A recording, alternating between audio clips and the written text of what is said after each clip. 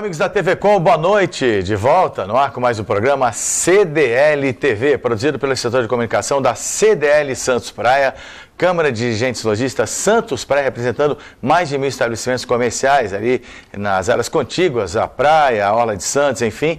É um prazer estarmos aqui falando com os lojistas, falando com a população da Baixada Santista, nesse canal 11 da TV Com. Hoje vamos para mais um programa, não é? E temos mais um convidado especial, representando a OAB Santos, o seu presidente, Rodrigo Julião, vai estar conosco ao longo do programa, e o presidente da CDL, comentarista da CDL TV, Nicolau Miguel Obeide. Em primeiro lugar, boa noite, Rodrigo, um prazer recebê-lo aqui. No nosso projeto inicial, fizemos questão de trazer as entidades mais representativas aqui da nossa cidade, da Baixada Santista, enfim, a OAB não podia estar fora desse rol. Obrigado por ter aceitado o nosso convite. Boa noite, Zé, eu que agradeço. Boa noite, Nicolau. Boa noite a todos os telespectadores. Parabéns pelo sucesso do programa, preocupação em dividir com a população assuntos relevantes e pertinentes da nossa cidade e da nossa região. Para mim é uma grande honra estar aqui representando a advocacia santista nessa noite tão especial para nós. E, Nicolau, já cumprimentando você mais uma vez, né? Eu lembro aos filiados e também ao público em geral que essa questão da assistência jurídica é fundamental dentro do dia a dia da CDL Santos Praia, né? Vocês têm uma assistência jurídica significativa aos associados e a importância desses temas que dizem respeito a todos nós, né, Nicolau? Boa noite, presidente. É uma honra tê-lo aqui no nosso programa. Boa noite, Zé. Boa noite. Realmente, a assistência jurídica é fundamental para os associados da CDL, tanto que nós mantemos lá um escritório com 3 advogados, trabalhista, tributarista, especialista em Código do Consumidor. E vamos discutir aqui, né, com o presidente o que realmente é relevante e interesse do comércio de Santos. Eu te peço para nominar os profissionais, colegas aqui, advogados do Rodrigo. Sim, doutora Luísa. Nos auxilia no dia a dia da CDL. Bechara Pestana Neves, a doutora Camila Martinez, doutor Bruno Oliva Caroglan, que são nossos advogados lá no CDL, que representam o escritório OMX, que estamos muito bem representados por ele. Um grande abraço aos doutores e parabéns mais uma vez pelo trabalho. Ô, Rodrigo, presidente, né, eu queria primeiramente que você falasse um pouco da OAB aqui em Santos, Ordem dos Advogados do Brasil, na nossa cidade desde 1933, é muita história, né? Sem dúvida nenhuma, a subseção de Santos, né, a segunda subseção do estado de São Paulo, é uma subseção que tem uma importância enorme na história, inclusive do país. Fizemos recentemente, agora no mês de agosto, uma homenagem a vários advogados de Santos que participaram do movimento na ditadura, que foi um marco inicial para nosso Estado democrático de direito, para termos a nossa Constituição Cidadã de 88. Então a advocacia santista sempre muito bem representada. Para mim, particularmente, é uma honra, né, estar representando uma advocacia tão seleta no cenário nacional e com tanta história em prol da sociedade e da comunidade, em especial santista. E temos aqui cerca de 7.500 advogados inscritos, então é uma representatividade enorme, né, é a terceira subseção do Estado, com um número apenas inferior a Campinas, fora a capital, é claro, da qual nós procuramos atender da melhor forma possível a classe, zelar sempre pelo aperfeiçoamento técnico profissional. Tivemos aí no ano passado um dos maiores desafios da história da advocacia, que foi a capacitação do advogado ao processo digital, né? Iniciamos o nosso mandato com esse desafio, da qual eu, graças do apoio de toda a diretoria e de grande parte das nossas comissões, não medimos esforços para capacitar o advogado para essa nova realidade do Poder Judiciário, que com certeza trará celeridade ao processo. Claro que no período de transição nós temos algumas dificuldades iniciais, mas a subseção de Santos sempre esteve apoiando o Poder Judiciário na implantação do sistema. Buscamos levar ao Poder Judiciário e ao Tribunal as dificuldades encontradas pelos advogados com relação a essa implantação do sistema e ficamos muito felizes desses desafios. Nossa proposta sempre é procurar aproximar a ordem do Poder Judiciário e dos demais poderes. A ordem tem que estar sempre voltada em prol do advogado, em prol da sociedade como um todo. Não é à toa que o nosso Estatuto da Advocacia prega que a OAB, como instituição, é a única entidade de classe no Brasil que tem como dever garantir a Constituição Federal, a defesa da nossa Constituição Federal, independente do tema que vai ser discutido. Então, o advogado, a advocacia é uma função essencial à administração da justiça, e eu me sinto assim lisonjeado de estar passando por um desafio tão importante e com um grupo que está apoiando tanto essa nossa gestão. Então, para mim, é motivo de muita alegria e muita honra, e podem ter certeza que não mediremos esforços para atender todas as finalidades institucionais aqui da nossa subseção de Santos. Nicolau, você tem familiaridade, né? Você é empresário que lida com a área digital, né? E não dá para fugir dessas demandas tecnológicas essa demanda contemporâneas. Digital, essa inovação, né, digital, eu acho que veio somente a melhorar, né, os processos. Hoje, na era digital que nós vivemos, né, e agora todos os processos que vão para o TJ, né, tem que ser via digital. Durante a implantação havia até uma discussão, porque parte do tribunal não estava totalmente informatizado, era algo que nós, né, pedíamos ao tribunal investimentos maiores para essa informatização.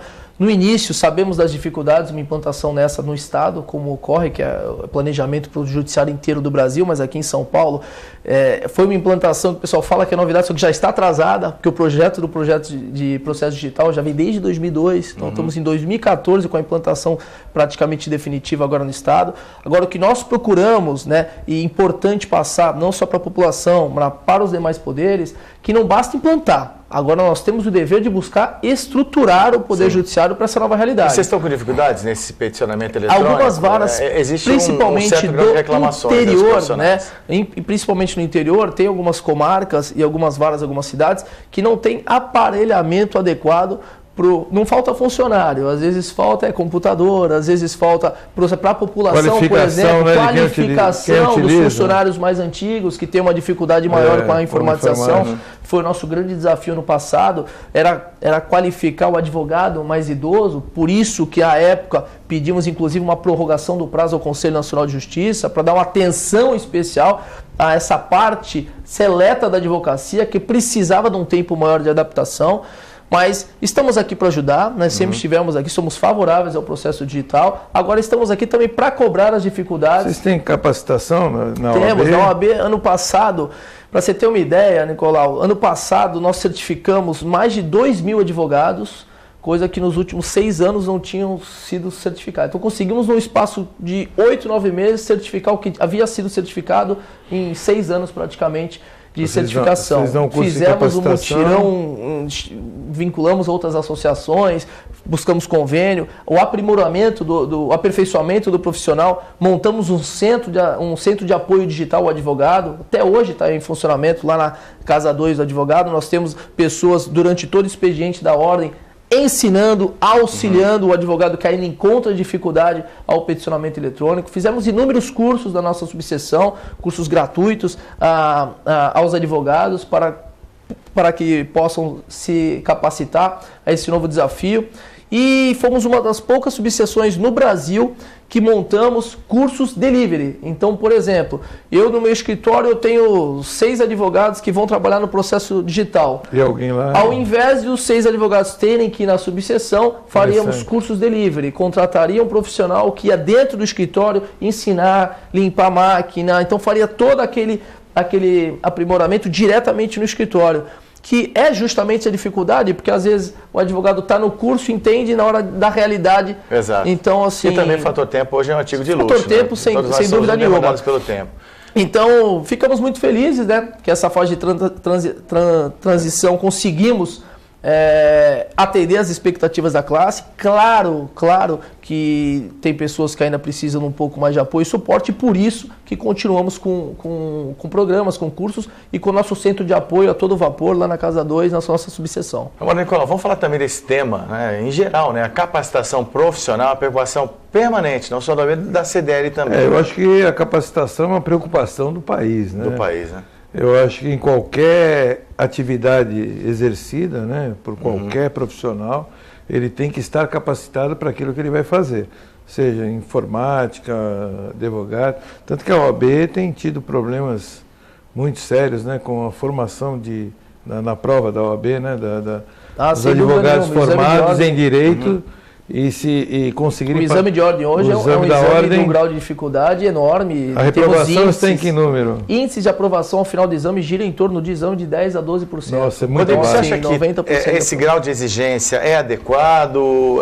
Está acima do tom? O exame de ordem... Só complementando o que o Zé falou, além do que ele disse, a exigência, eu gostaria de saber também se o nível de exigência diminuiu ou ele permanece igual em todos esses anos? Não, a prova da OAB, o nível vem sendo cada vez maior. Eu, particularmente, eu sou favorável ao exame de ordem. Eu acho que as demais profissões deveriam seguir o exame de ordem, porque a advocacia, como toda profissão, é uma profissão que tem uma importância enorme. Você está levando a prestação jurisdicional para dentro da casa do cidadão. Você está interferindo diretamente na vida das pessoas. Diretamente, às vezes na família, às vezes num caso que envolve vida, num caso que envolve, às vezes, a dignidade daquela pessoa. Então, assim, a pessoa tem que estar muito bem preparada, tem que estar sempre estudando, sempre se aperfeiçoando.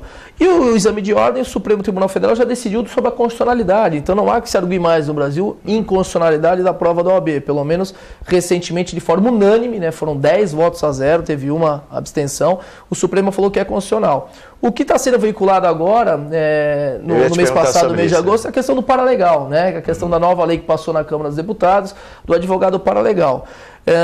É uma forma de procurar deixar o bacharel que não entra na inscrição, não passa no exame de ordem, que exerça como um assistente de advocacia, junto com o advogado, durante 3 anos para começar no mercado de trabalho. Nós, particularmente, somos totalmente contrários a esse projeto de lei. Entendemos que a necessidade do dia a dia não é essa, tá? Estaríamos criando aí uma subcategoria de advogados, ao invés de privilegiar aquele que está capacitado, você vai estar dando oportunidade a uma pessoa que não foi capacitada pela própria OAB de exercer atividades como assistentes. Então, eu, particularmente, eu acho que o caminho não era esse. Não estou dizendo aqui que a pessoa que termina uma faculdade não possa trabalhar no escritório, mas é mais fácil, eu acho que seria mais prudente por parte do Poder Legislativo estender o período de estágio. Nós temos o estágio hoje acompanhado também não seria também a capacitação melhor das faculdades? Não, sem dúvida, a gente entra já em outro cenário, em outro problema. Ou nós vemos o problema do ensino jurídico no Brasil. Ele exerce uma força positiva no sentido da melhoria da qualidade do ensino permanente das escolas. Em outros países a gente acaba vendo faculdades fechadas por falta de capacitação. Hoje em dia, o poder da ordem junto ao MEC no caráter de abertura e fechamento de faculdades é muito maior. Tivemos uma resolução no final do ano passado que dá poderes decisivos à ordem de fiscalizar as universidades. Então isso é muito importante, mas essa questão do paralegal, penso eu, que ao invés de criar uma subcategoria de advogados, deveria se prorrogar o período de estágio, que é justamente o período de aprendizado, que é justamente o período de aperfeiçoamento da faculdade para o ingresso na carreira jurídica. Ok. Bom, pessoal de casa, vocês estão acompanhando aqui a entrevista do presidente da OAB Santos, Rodrigo Julião, Nicolau Miguel Albeide, presidente da CDL Santos também, conosco. A gente vai para a primeira paradinha do nosso programa e volta já aqui na TV Com, no CDL TV.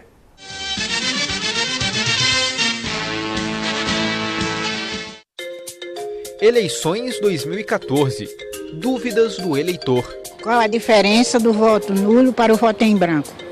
O voto em branco tem uma tecla específica na urna eletrônica. Já o voto nulo acontece quando o número digitado pelo eleitor não corresponde a nenhum candidato ou partido político regularmente registrado. Nenhum dos dois é considerado na soma dos votos válidos.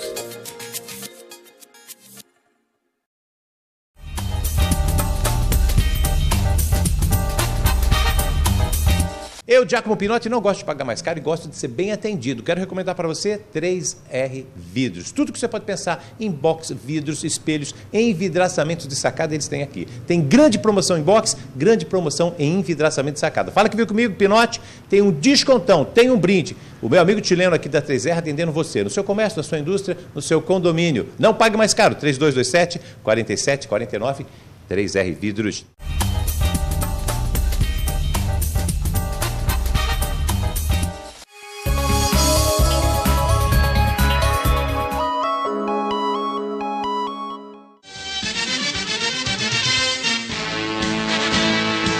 Ok, Ok, de volta aqui no programa CDL TV da CDL Santos Praia, toda terça-feira a partir das 18 horas, aqui na TV Com reprises semanais, segundas-feiras, às 14h15, 2h15 da tarde. Conosco o presidente da OAB Santos, Rodrigo Julião, e o presidente da CDL Santos, nosso comentarista fixo, Nicolau Miguel Obeide. Você mencionou, Julião, sobre os convênios com a prefeitura, e eu vou até mais além, né? Algo que aconteceu na nossa cidade de forma inesperada, um acidente até inusitado, talvez não se tenha como prever um acidente daquelas proporções, um acidente aéreo.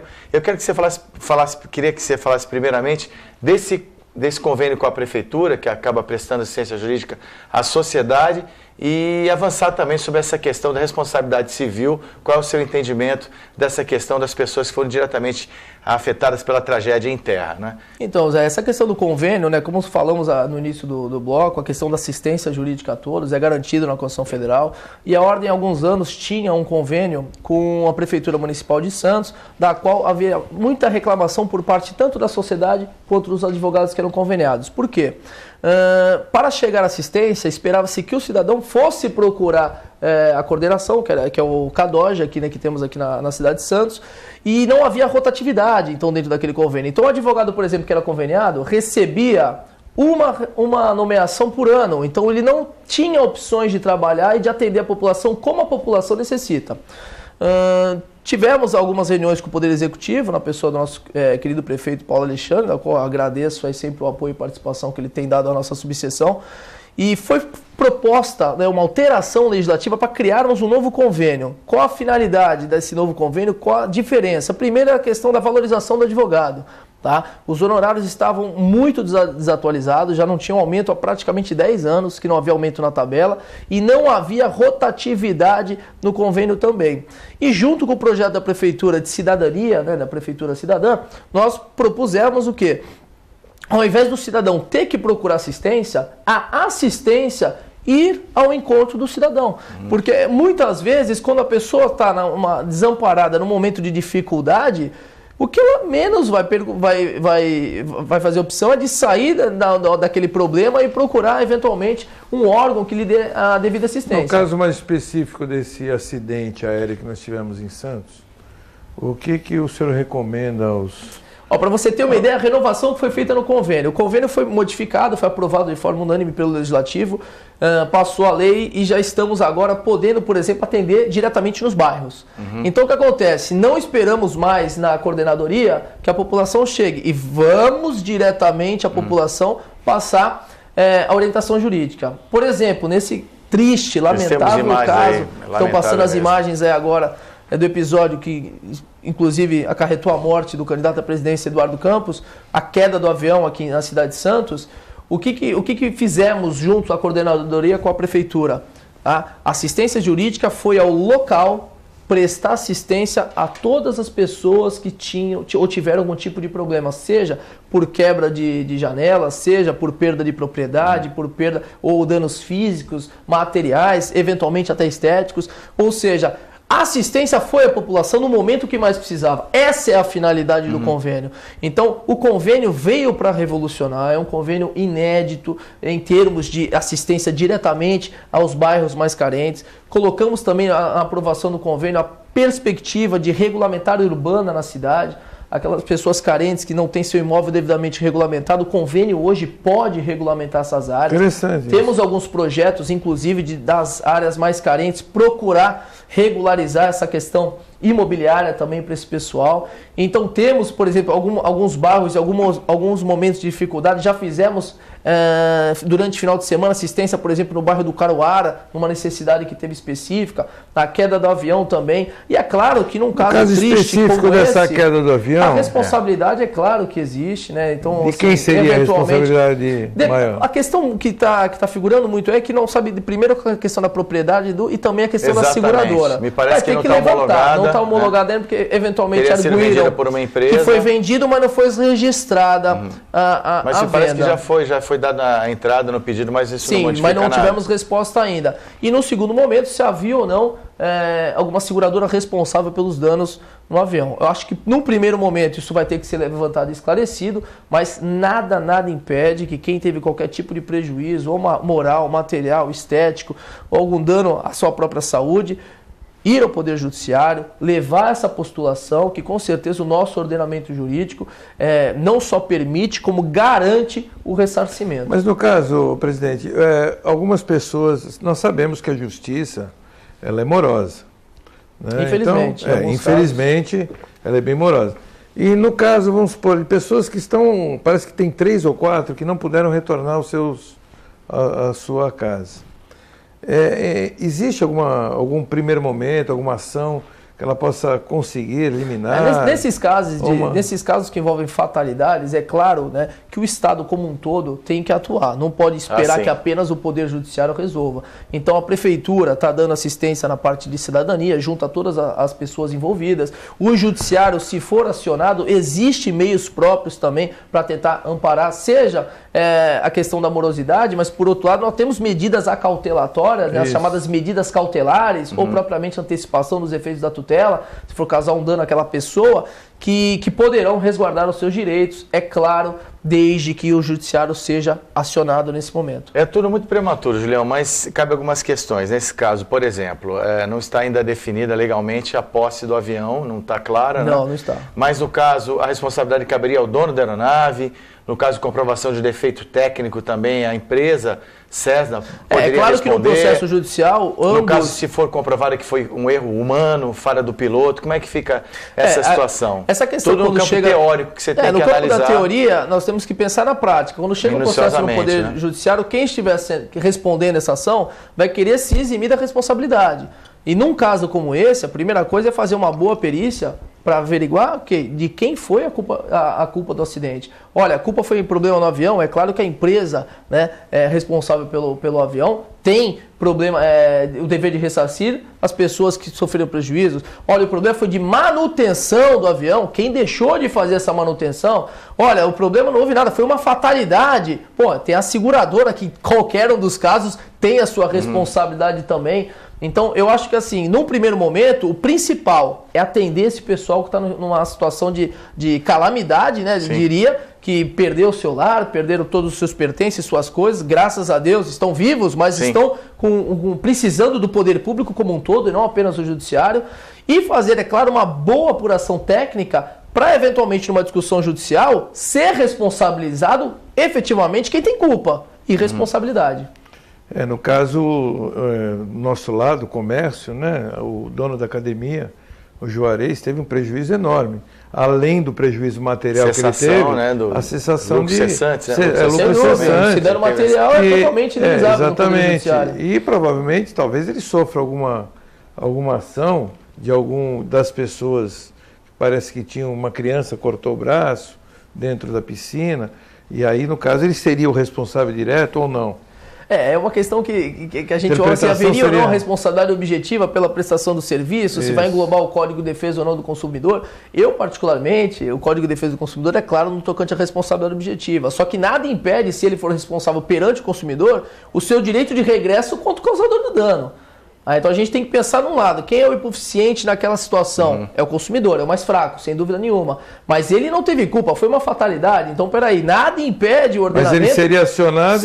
Teria o direito de regresso contra o verdadeiro causador do dano. E ele, numa prestação de serviço, ele tem responsabilidade também perante o Código de Defesa do Consumidor. A gente está aguardando você quer continuar nessa linha do Código de Defesa do Consumidor? Pode não, porque são muitas pessoas afetadas de várias maneiras. Acho que cabe mesmo uma junção de esforços de áreas multidisciplinares, poder público atuando, OAB também, não é? Sem dúvida. E em termos de pessoas atingidas, quantas pessoas estão hoje em dia envolvidas nesse problema que estão recorrendo ao OAB aqui em Santos? Assim, o que nós conversamos com a coordenação do CADOG, que é os profissionais que estão indo, né, estavam acompanhando ali tanto o andamento da perícia quanto os demais fatos que ocorreram, as pessoas envolvidas, nós tivemos assim diretamente em cerca de 30 famílias atingidas próximo ao local. Sem contar aquelas pessoas que um pouco mais distantes tiveram vidraças rachadas, tiveram... Agora, cada situação vai ter que ser analisada como um todo, né? Claro que você não dá para pensar numa responsabilidade de uma pessoa que tomou um susto e teve seu vidro quebrado, numa pessoa que teve efetivamente sua casa destruída. São responsabilidades e indenizações totalmente diferentes e distintas. Nicolau? Em relação a, só insistindo nessa parte do comércio, do lucro cessante, é óbvio que as pessoas se sensibilizam muito mais para aquelas que a moradia, né, foi afetada e elas não podem regressar ao seu domicílio. Mas tem o lado também daquela pessoa, que no caso da academia, que não pode exercer mais a sua profissão. E ninguém sabe por quanto tempo. No caso, você está sendo precisa, né? A seguradora, em relação aos comerciantes, ela teria essa participação? Sem dúvida, Nicolau. E a gente está falando assim, não dá para quantificar os direitos. O direito ao trabalho é um direito garantido da Constituição Federal, da suposição, que envolve a dignidade da pessoa, o direito a exercer o trabalho, o direito a exercer a sua profissão, que tem, inclusive, a intenção de oferir verbas de caráter alimentar, que o ordenamento jurídico protege como um todo. Então, assim, ambas as situações são graves. Tá? Ambas as situações são muito graves. E tanto o fato do eventual lucro cessante por parte de alguma sociedade empresária, ou uma academia, ou uma loja, que parou as suas atividades, esse dano merece ser ressarcido. É a mesma coisa, por exemplo, que alguém vai lá, bate num táxi no meio da rua, e aquele táxi é o sustento da família, ele tem um prejuízo direto. Você vai ter que indenizar aquele lucro cessante. É a mesma coisa em termos de responsabilidade civil. Agora, o importante é quando levar ao Poder Judiciário, pensar no quê? Na materialização desse dano. Qual foi o prejuízo? Porque o juiz, para fixar danos materiais, eles devem ser comprovados. Sim. Não é que nem dano moral, que é o livre-arbítrio do juiz em pensar numa indenização. Os danos materiais devem ser quantificados. Olha, qual era a média mensal que aquele comércio tinha nos últimos 12 meses para pensar numa indenização dos danos materiais no período que fica parado? Como é que vinha aquele comércio? Então, isso tudo tem que ser devidamente comprovado no âmbito do processo judicial. Juliano, outra coisa também, é claro que meu comentário é mais para satisfazer, a gente está falando para um público diverso claro, e tal, e prazer. O papel do jornalismo é tentar traduzir as coisas. Eu te faço uma pergunta, não sei se ela está amparada por aspectos técnicos, né? Mas no caso, a pessoa que tem um seguro empresa, um seguro residência, ele tem alguma defesa contra esse tipo de acidente? Ou geralmente as apólices, muito embora não seja a sua área, elas dão essa cobertura? Não, sem dúvida nenhuma. A pessoa que tem um seguro, houve qualquer problema, se porventura tiver alguma cláusula que não englobe esse caso de fatalidade, com certeza é levado ao Poder Judiciário. Pode recorrer também. Assim, tranquilo, decretação da abusividade da cláusula no contrato de seguro, porque nós temos que pensar assim, qual é o bem garantido naquele contrato, qual a finalidade do contrato. Tá? Tem algumas situações que a gente fala, por exemplo, contrato de seguro do plano de saúde. Gente, você fecha um contrato de plano de saúde com a finalidade de garantir a sua saúde. Qualquer cláusula que afronte a finalidade principal do contrato é a cláusula abusiva. Isso vai ser levado ao Poder Judiciário. O Código de Defesa do Consumidor garante muito bem isso. Tocado, então não tem, eu penso assim, o contrato como um todo, com a finalidade, se eu tenho um contrato que quero segurar minha casa, qualquer cláusula que agrida a finalidade principal, eu consigo, no mínimo, discutir em juízo. Você foi muito bem tocado esse assunto, porque um dos serviços que a CDL presta é o plano de saúde. E nós temos, às vezes, algumas demandas, o doutor Bruno, algumas demandas jurídicas, de não atendimento do plano de saúde em relação... Infelizmente, no Brasil, em relação não, essa cláusula não constava, esse seu plano é mais antigo, não tinha essa cláusula. E todas essas cláusulas são... normalmente temos ganho essas ações e são determinadas como cláusulas abusivas. E nós estamos aqui discutindo duas coisas que são completamente diferentes. De um lado eu tenho o direito à saúde daquela pessoa e no outro eu tenho uma discussão contratual. Isso quando chega no judiciário, o que é mais importante aqui? Então, para conseguir uma antecipação, uma liminar, é muito fácil, porque é claro que vamos priorizar o quê? O atendimento àquela pessoa e depois discutir o contrato. O que não pode é que, infelizmente, ocorre deixar de prestar assistência. A assistência deve ser prestada ainda mais quando envolve questão de saúde e vida.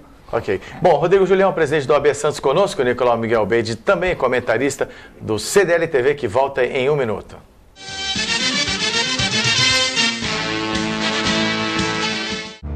Quem leva vantagem, quem leva comissão, quem leva propina, leva muito mais do que isso. Leva embora a dignidade, a honestidade, a cidadania. Leva embora o futuro do Brasil. Leva tudo. E você não vai fazer nada? Corrupção. Não leve, não aceite, denuncie.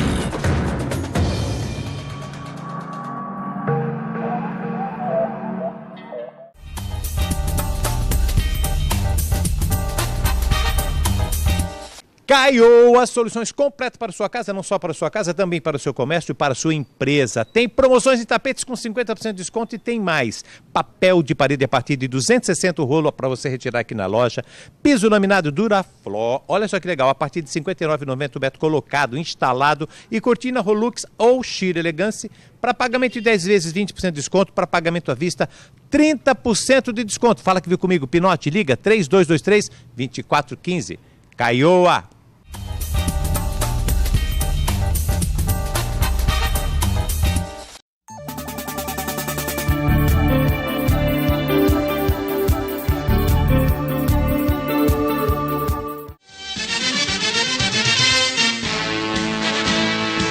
Muito bem, CDL TV de volta, programa da CDL Santos Praia.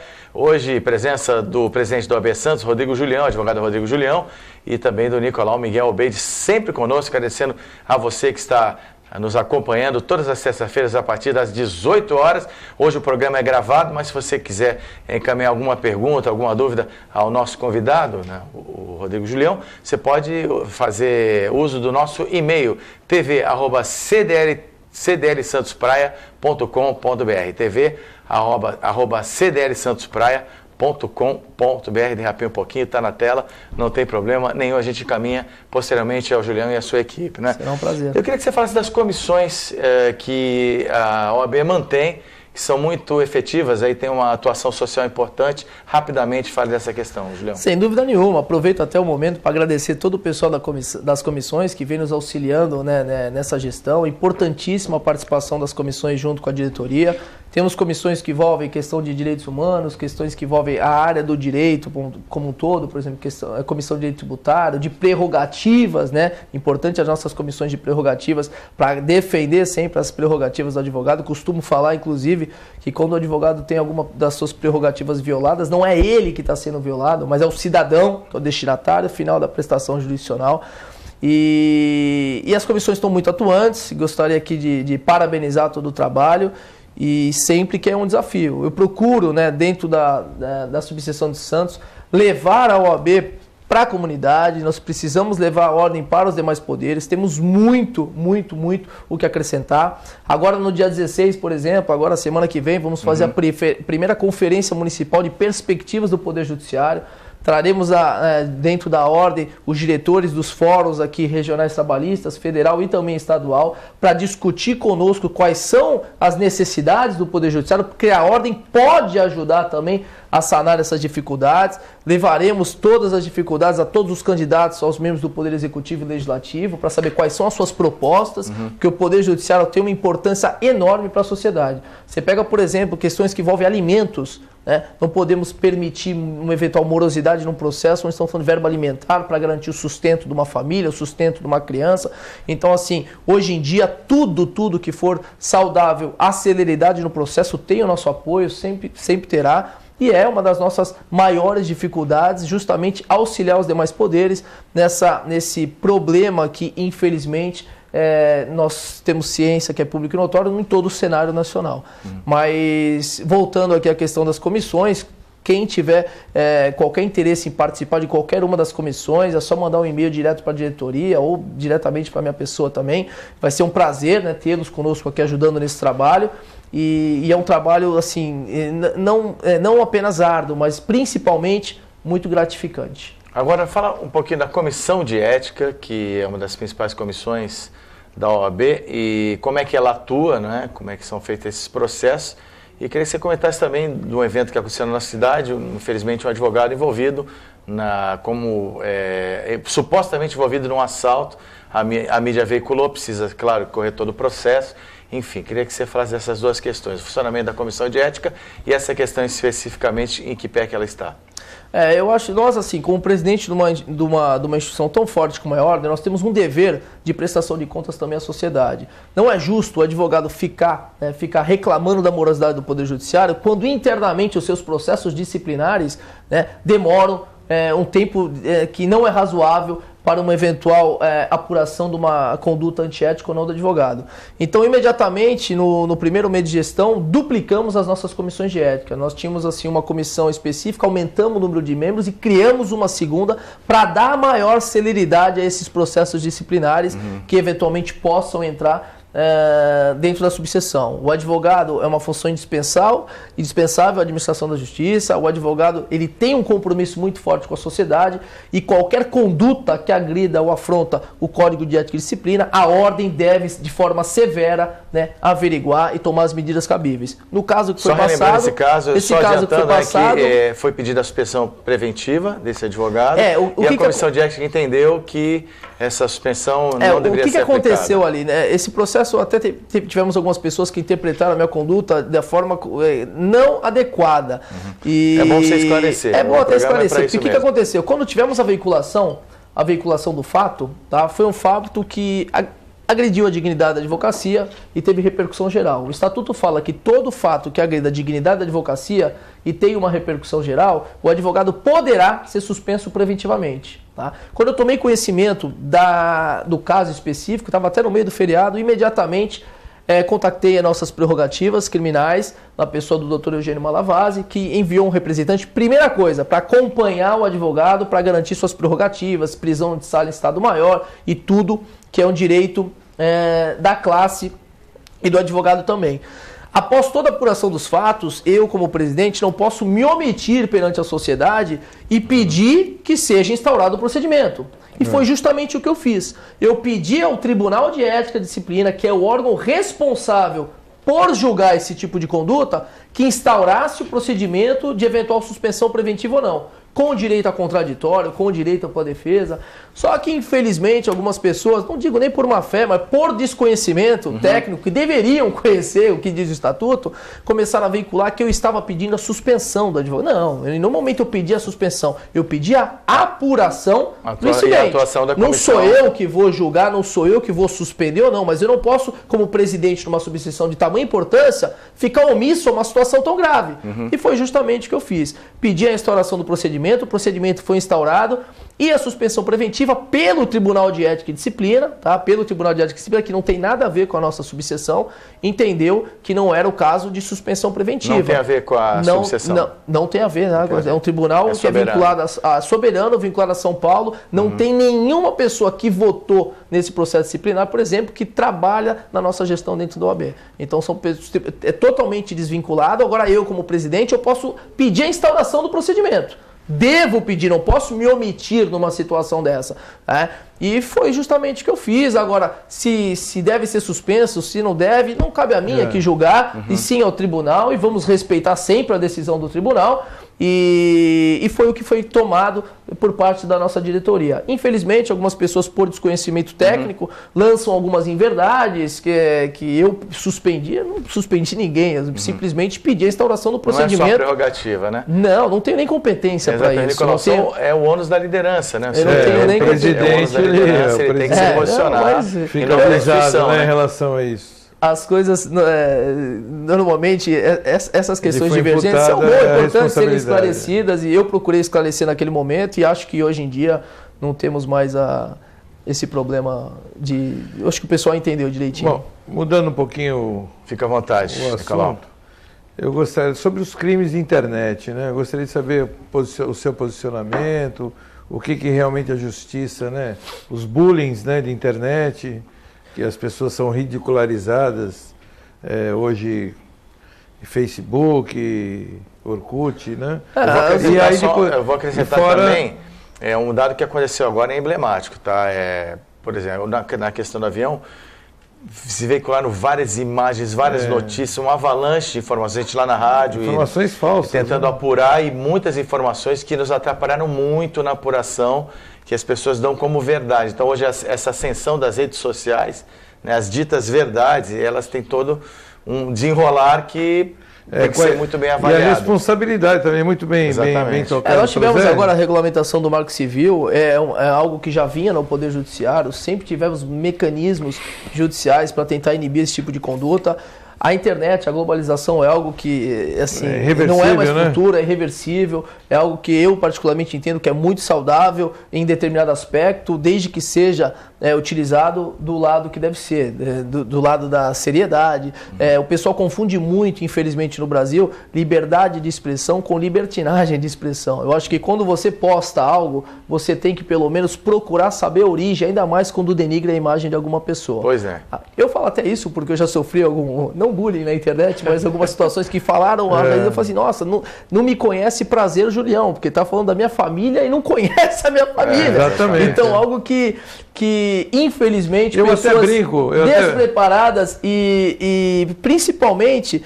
E compram, às vezes, compram mensagem de outros, ou seja, reportam... Acabam compartilhando. Isso, compartilhando. Essa questão do compartilhamento é engraçado. E a mentira acaba até virando uma suposta verdade. Nós temos, inclusive, decisões do judiciário, já a nível de Tribunal de Justiça, que não só é responsável pelo teor do assunto, aquela pessoa que publicou, a quem compartilhou também. Porque quando você compartilha aquela notícia, você está compartilhando, né? Endossando aquela informação que pode ser falsa, pode... Então, temos que tomar muito cuidado hoje, porque redes sociais como um todo, Twitter, Facebook, você posta uma coisa hoje aqui, em 2 segundos está no Japão. Eu vou dar um dado para vocês, que é da minha rotina profissional, eu também trabalho com assessoria de imprensa, inclusive aqui na CDL, né?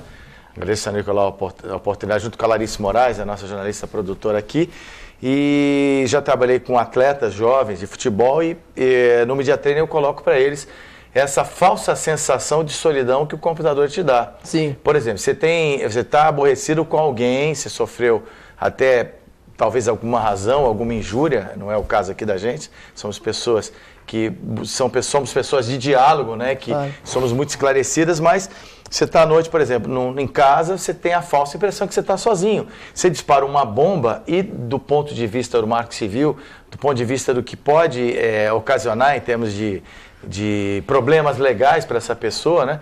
Então, ela não está sozinha, não. Ela está falando para o mundo inteiro, né? Aí, hoje em dia é muito fácil. Pode ter muitos dissabores por conta disso. Eu até brinco, viu, doutor? Eu até brinco em relação, se colocarem na internet, estourou a Terceira Guerra Mundial, é capaz de pessoas saírem correndo, porque tem muita gente que compra esse tipo de o importante passar até para os telespectadores do modo geral, o quê? É muito fácil hoje você chegar a quem postou algo de uma gravidade dessa, porque toda máquina tem o chamado IP, e o IP é vinculado ao endereço da rede do telefone. Então, assim, com uma medida cautelar junto ao Poder Judiciário, você consegue uma liminar tranquilamente para chegar a quem é o caso. Porque tem muita gente que se esconde atrás dos chamados fakes. Cria um fake, um perfil falso e fica lançando inverdades. Hoje, quem sofreu algum tipo de abuso por parte desses fakes pode procurar o Poder Judiciário, que hoje em dia há meios eletrônicos de chegar, né, a esse agressor. Foi bom o senhor ter tocado nesse assunto. Hoje, em proteção aos lojistas, né, que essa é a fundamentação do CDL, essa é a missão do CDL, hoje muito cybercafé, né, você vai tomar um cafezinho hoje, em qualquer lugar, ou um restaurante, primeira coisa, a pessoa, em vez de cumprimentar como vai você, ela pede a senha do teu Wi-Fi. Sim. Né? E qual é o envolvimento que esse restaurante ou esse café teria num caso desse? No caso de Wi-Fi aberto, eu acho que é mais difícil você apurar a responsabilidade. Agora, aquela pessoa que presta esse serviço, por exemplo, você pega aquelas empresas que têm internet, alugam um espaço de meia hora, elas têm a obrigação de, naquele horário, naquele dia, saber a pessoa que estava lá com RG, de fiscalizar quem é que está utilizando aquela máquina, para se eventualmente alguém ali causou algum tipo de dano a terceiros, possamos chegar ao autor para buscar uma eventual reparação. Julião, muito obrigado pela tua presença. Passou rápido a percepção quando o programa ele é ilustrativo, informativo. Inclusive tem muitos assuntos aí. Exatamente. Até logo vamos te convocar a participar de novo. Conte conosco para divulgar aí o trabalho muito importante, não só para a nossa cidade, para o Brasil inteiro, dessa prestigiada instituição que é a OAB, é uma grande responsabilidade. Sua missão realmente é uma missão muito bacana e a gente está aqui para apoiar e divulgar as boas causas, né? E só para encerrar rapidamente, é procurar o CADOG para ter acesso à assistência jurídica. Sem dúvida, nossa assistência agora, uma assistência, ao meu modo de ver, revolucionária. Estamos levando assistência diretamente aos bairros. Agradecer a participação hoje aqui. Para mim, uma honra, né? Representando a classe dos advogados. Obrigado, Zé. Obrigado, Nicolau. E um grande abraço a todos os telespectadores. Bom, CADOG, Campos Sales 128, passa aqui a Larissa Moraes da produção. Campos Sales 128, segundo andar, das 9 às 17 horas. Gente, muito obrigado pela audiência.